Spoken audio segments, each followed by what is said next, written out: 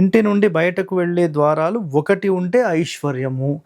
So మన ఇంటి నుంచి బయట గేట్లోకి వెళ్ళడానికి అసలు ఎన్ని ద్వారాలు ఉండాలంటే ఒకటే ఉండాలి. అది ఐశ్వర్యము, అన్నిటికంటే ఉత్తమమైనది. అర్థమైందా?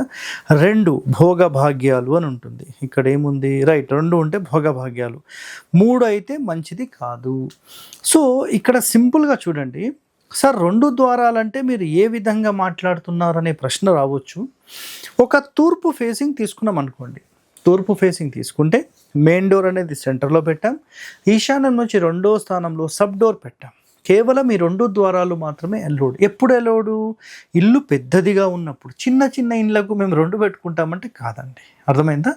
సో ఇక్కడ గుర్తుపెట్టుకోండి, మెయిన్ డోర్ వైపు ఉన్నది ప్రధానమైనవి, అండ్ సబ్ డోర్స్ అంటే మిగతావన్నీ వస్తాయి. ఈ ఈశాన్యం నుంచి 2వ స్థానం కూడా సబ్ డోరే, మళ్ళీ దానికి కూడా ప్రశ్న రావచ్చు.